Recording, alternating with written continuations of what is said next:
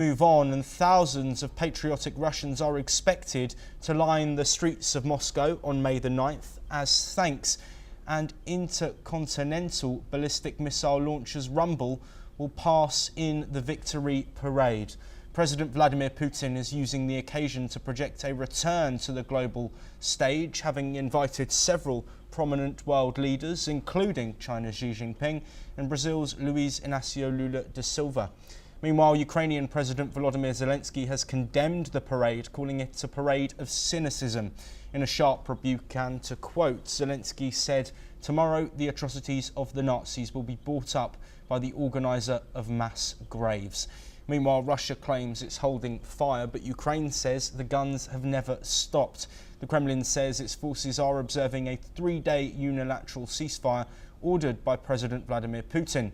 The truce was meant to align with Victory Day celebrations in Moscow, but Ukraine says it's nothing but a farce. Kyiv has reported 734 ceasefire violations and over 60 Russian assault operations, all just hours into the 3-day truce. Ukraine officials say that Russian forces are attacking across the entire front line, including guided bomb strikes in the northern Sumy region.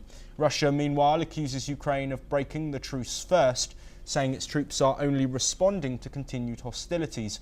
Ukraine says it will keep its allies informed and asks to create international pressure on Russia to agree to peace, as fighting shows no sign of slowing down despite the Kremlin's claims. Well, Gilbert Doctorow is once again with us, a Russian affairs expert joining us from Brussels. Of course, here Ukraine saying that Russia are violating a ceasefire that they have come up with. We know that there hasn't been a fixed agreement with Ukraine on this 3-day ceasefire, with Ukraine instead calling for a longer 30-day ceasefire. What's your response to these allegations from Kyiv? I cannot say that they are correct. I cannot say that they're incorrect. We have no reliable, objective reports. The Russians, of course, are making counterclaims. However, when you look at the 1-day Easter truce the Russians also unilaterally declared, and which the Ukrainians never formally accepted, de facto, despite violations claims by both sides, the Russian military command observed at the end of it that there was a significant reduction in hostilities during that truce. And we may expect, despite the remarks that you have just quoted, that in the course of these 3 days, hostilities, fighting on the front lines will diminish significantly and far fewer people will die. That being said, I think we have to look in a different direction from the front lines in the Donbass or at the border of the Kursk region, which the Ukrainians are trying to force again and again. The real issue for tomorrow will be drones and drone attacks on the airports of Russia, which they have done in the last 2 days with very disruptive effect. And most especially, will they do anything to attack one or another of the official parades in Moscow or in other major cities of Russia? If they do that, then it's entirely possible that the Russians will respond with devastating use of the Oreshnik in Kiev itself. And we may see the end of the Zelensky regime in 24 hours from now. Anything is possible. Unfortunately, the people around Zelensky are terrorists. They are demented. They are not normal people. Okay, Gilbert, I'm going to cut you off from that narrative there. What I do want to look at is something that you've mentioned just there, and that is the apparent risk on Moscow given these Victory Day celebrations. Do you think that there is a risk that has been taken by Vladimir Putin, obviously an ongoing war with Ukraine, given the fact that so many dignitaries and world leaders will be present? There is no way to provide 100% security against drone attacks. If the forces, the armed forces, or the specifically violent units within the Ukrainian armed forces, the Azov battalion and other units, should defy the orders given by Zelensky, which is possible, and proceed to make attacks on the parades, any of the parades, there will be hell to pay, and the war will escalate in an unforeseeable, unpredictable direction. The war is going very badly for Ukraine, and they are under big pressure from the Trump administration to conclude a peace that will be disadvantageous for Kiev, namely to concede the loss of the territories that the Russians occupied. So the situation is critical in Kiev, and it is entirely possible that something irrational will be done to attack these parades. If that happens, the Russians have stated publicly that they will use devastating force against Kiev, the city of Kiev, and the decision-making centers there. So watch the next 24 hours, not just for a glorious parade, but for a possible turning point in this war and in international relations. Yes, Gilbert, I want to pick up on that phrase, turning point, and given that there have been negotiations towards a longer ceasefire, the US and Ukraine have both been in support of a longer 30-day ceasefire. Why isn't Putin in support of that move? Because it only supports the Ukrainians. The Russians have nothing to gain. The idea of a 30-day ceasefire is a distraction from the bigger issue of how this war ends. It keeps at bay the statement by Kiev of what it wants at the end of negotiations. What it wants at the end of negotiations is a Russian capitulation, which is utter nonsense. It is against the laws of gravity. And to avoid saying this nonsense, they put all attention on a 30-day ceasefire.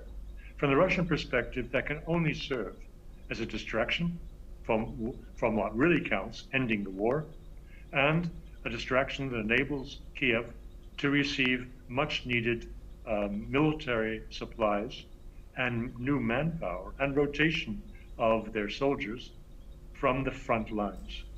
That is against the interests of the ongoing Russian advances. So we're speaking about very different concepts of what comes next. What's to come next is an agreement on how the war ends. And in implementation of that, you have a ceasefire.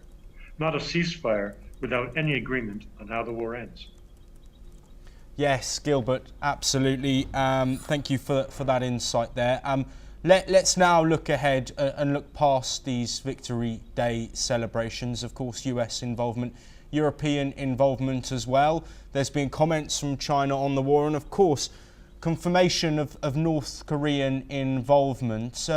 What's needed from the global diplomatic space in order to bring an end to this conflict?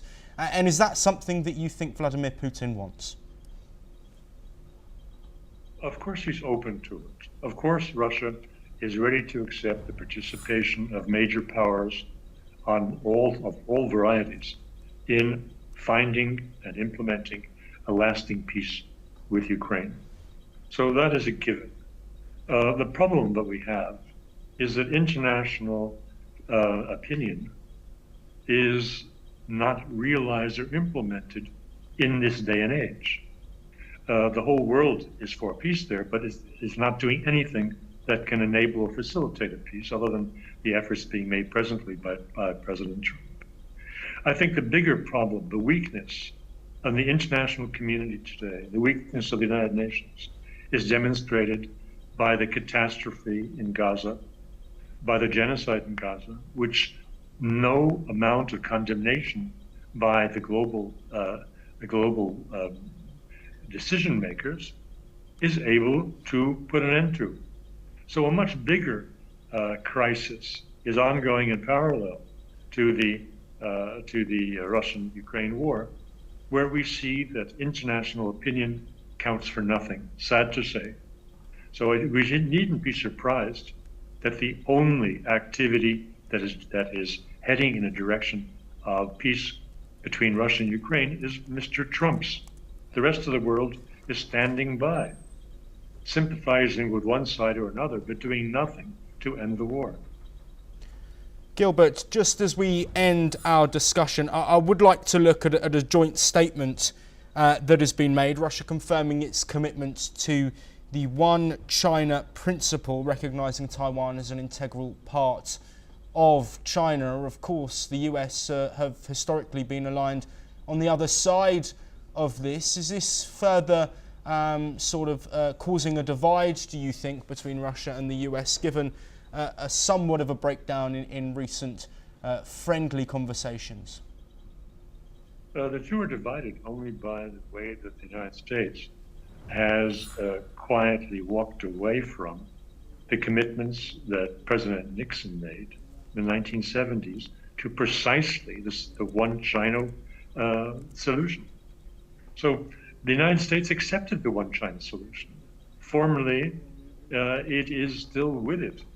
But the present reality is, going back the last 20 years, that the United States has given ever greater military assistance to Taiwan and political assistance to Taiwan to continue the aspirations, the ambitions of the Taiwanese to remain an independent force and not to reunite with China.